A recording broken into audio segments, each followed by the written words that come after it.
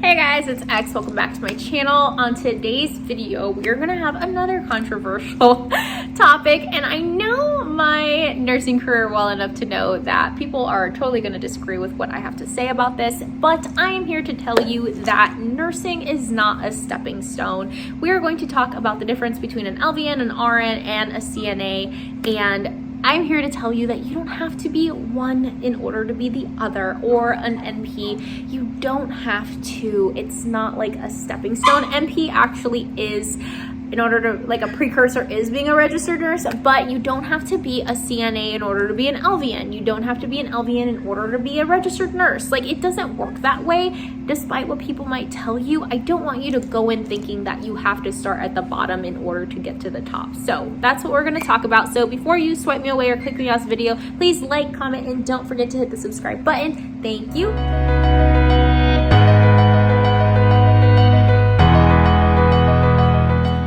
Okay, I'm mainly making this video because if you have dreams to become a nurse, I don't want you to waste your time or money going to school for something that you truly do not want to do. A lot of people might tell you that if you want to be a registered nurse, you should probably start as a CNA just so you can kind of get a feel for it, see if you like it.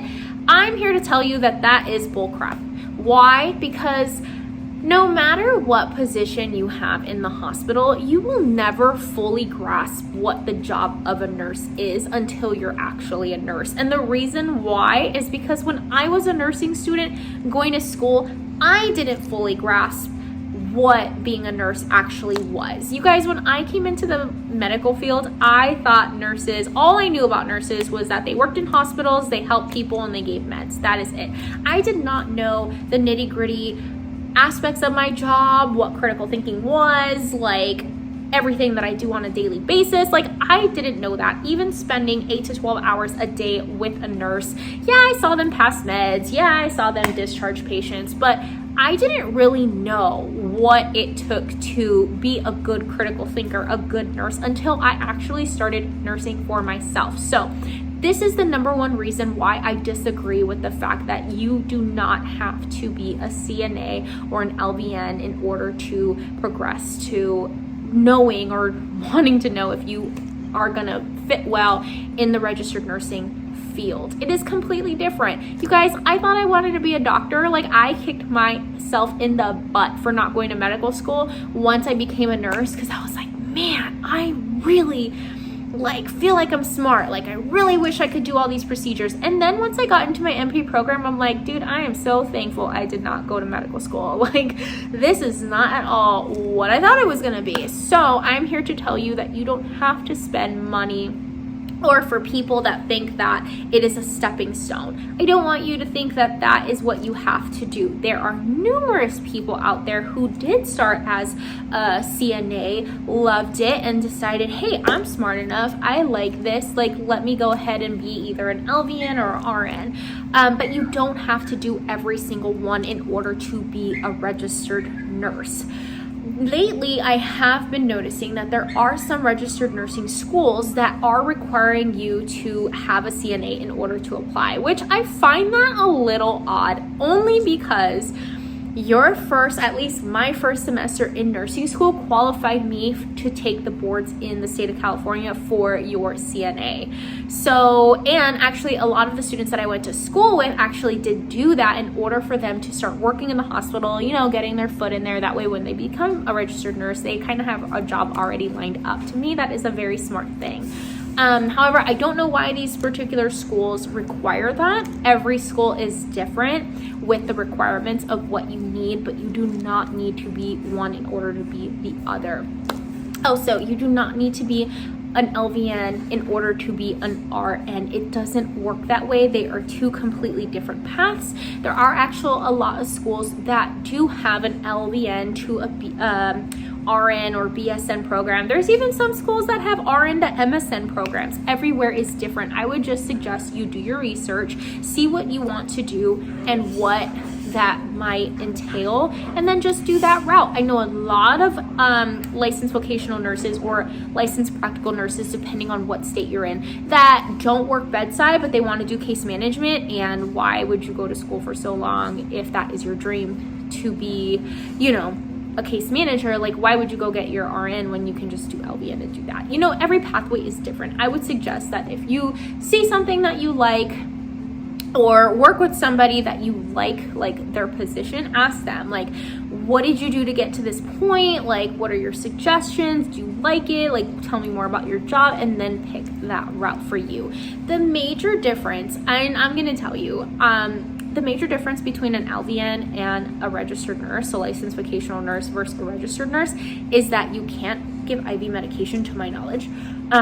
You can't educate, you can't assess. Those were the things that we were taught as registered nurses that we couldn't delegate to our licensed vocational colleagues.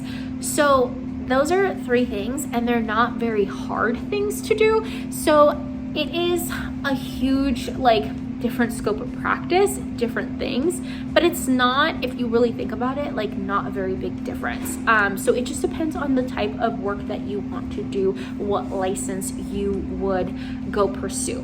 I always tell people that if you're gonna be an LVN, you might as well do an RN, and the reason why I give this advice is because LVN schools tend to be way more expensive than the RN schools. Yes, you need an associate's degree in order to be a registered nurse. However, that's the minimum. However, you make so much more money, and if you go to community college, it's only $6,000 at most if you go to community college. Some of the LVN programs that I looked into were $10,000 towards $30,000. It was insane to me. I don't know if that's what it was years ago. There's so many people that I went to school with that did the LVN to RN program, and I suggest doing that if you cannot find an RN program to get into and you're kind of in a rush, and that is the option. However, I would rather you guys save your money and not automatically just jump ship like I was about to. I was gonna do that because I didn't originally, I applied to 4 schools and didn't hit the lottery at all. So I was like, oh, I know a school that does LVN. I don't know how much it was, but it was really cheap to get my EMT there. So let me just go check. $10,000 to be an LVN. And I was like, wait a minute, why is my RN program that pays more, that is a step above, less than a step below for LVN? It makes no sense to me. You might as well just do the RN and have a bigger scope of practice, a bigger area of places to work, than to do the LVN, pay tons and thousands of dollars, and you're kind of limiting where you can work.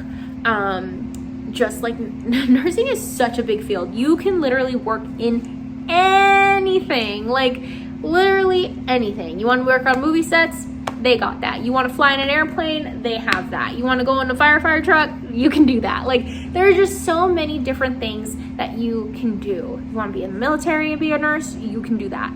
There is just so many different aspects of nursing that makes it such a great career, but you do not have to do one in order to get to the other.